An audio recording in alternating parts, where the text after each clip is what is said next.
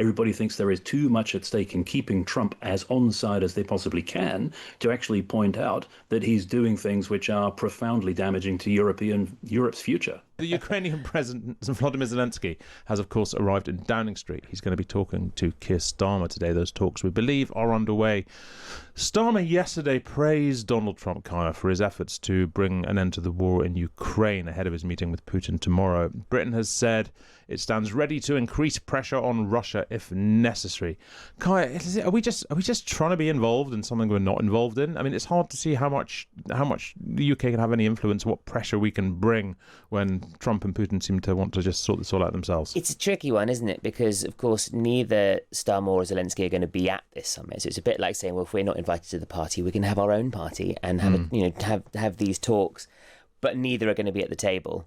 It's that case of, can Britain kind of use its kind of weight, but has it got any weight in this particular fight? I mean, there were already talks again this week about, was Britain going to commit troops in Ukraine as a part of a reassurance force if a truce is called, but they've sort of rode back on that a little bit today to say, well, maybe we won't do quite as much as that. And so it's hard to see how much leverage Britain's got, apart from it being a sort of a big solidarity show of support. There was a big bear hug. I didn't think bear hugs were a thing between world leaders until more recently, but big bear hug on the steps of Number 10 between Starmer and Zelensky. So I think it's probably as much about the solidarity visibly as anything. You wonder if they workshop the hugs, if there's a particular body language you need to have, shoulders close, crotches far apart. How many back pats? How many back pats, all that stuff. You don't want to go in for a fist bump and then it becomes a handshake and then it's a hug. It could be very awkward. Yeah, very difficult, very difficult.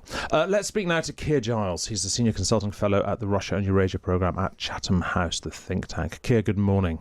Good morning. Thanks for being with us. Look, is there a role for Britain to play in this situation? I know Keir Starmer likes to style us as the bridge between America and Europe, but I mean, are we the bridge between America and Europe, or does America just think of us as being Europe? Well, it could have been a role for the UK, but I think the opportunity has been missed.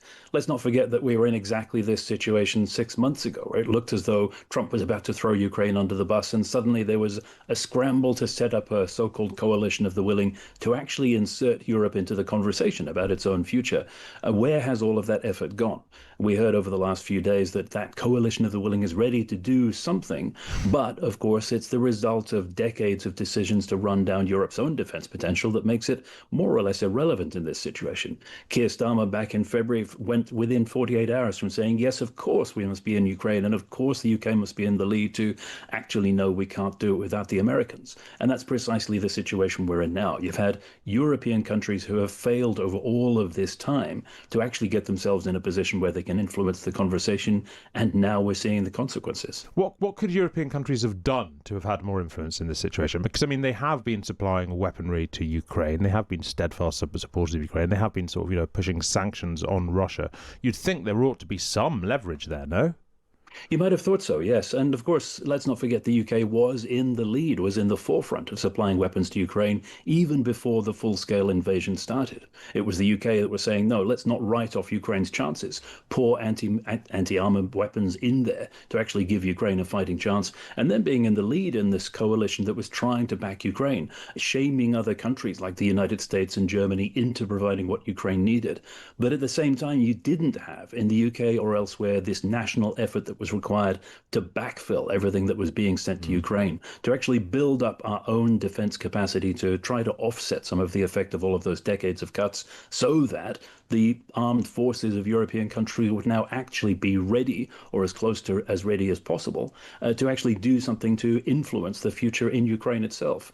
And that need not necessarily be troops on the front line that a lot of people are talking about, but even just a physical presence of foreign troops in Ukraine, replacing the Ukrainian armed forces in some of those functions far from the front line, freeing them up to fight the war, providing a physical presence that would deter Russia from overrunning the country as a whole. All of those are steps which could have been thought about, but so far have been ruled out, not just as a political decision, but simply as a result of the incapacity of Europe to do anything for itself. Is Keir Starmer right to praise Donald Trump in this situation? Has Donald Trump brought us closer to peace? Certainly Donald Trump thinks he has, but is he right? Well, Keir Starmer, just like every European leader, and like Zelensky himself, has to tread this fine balance, has to praise Trump, has to pretend that this is a normal relationship with a normal politician, because the alternative is recognizing publicly just how damaging Trump has been for Ukraine's chances and for Europe's future. And if you do that, of course, you torpedo the relationship completely. We saw what happened when Volodymyr Zelensky tried to inject reality into the conversation with Trump back in February.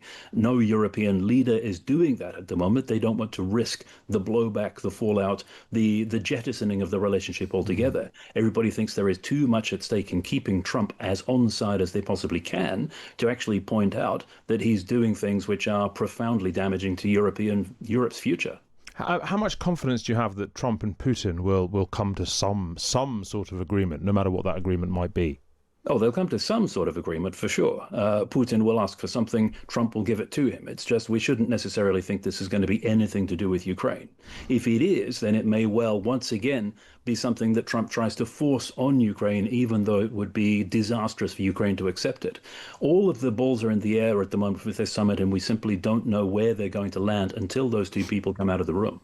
I mean, how likely is it that this is the point where we see sort of that kind of schism that keeps threatening to happen, that final schism between the United States and between Ukraine, where just their interests very clearly diverge? We're probably closer to that point than we are at the last iteration because, of course, throughout all of this time, Ukraine has been lessening its dependence on the United States, building up its own defense industry very rapidly, getting more support from Europe. The leverage that the US has to try to force Russia's preferred outcomes on Kyiv is getting smaller all the time. And, of course, Ukraine is once again faced with that choice.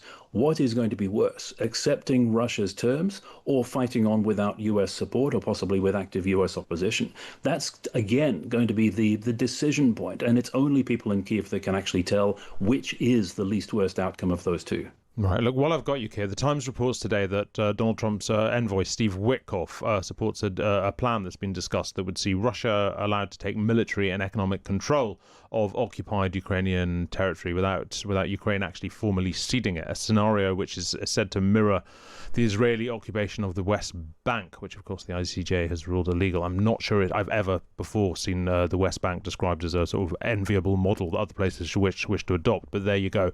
The White House has described this as totally fake news, but as we know in past form, that can mean anything. Could this kind of scenario be in any way an answer here? No. And where do we start with all of the reasons why not? As you just mentioned yourself, this is hardly an example of a practical solution which actually solves an intractable conflict. And why it's been suggested as one is baffling to anybody that has not spent long hours already trying to pore over what Stephen Witkoff brings back from Moscow and trying to make sense of it.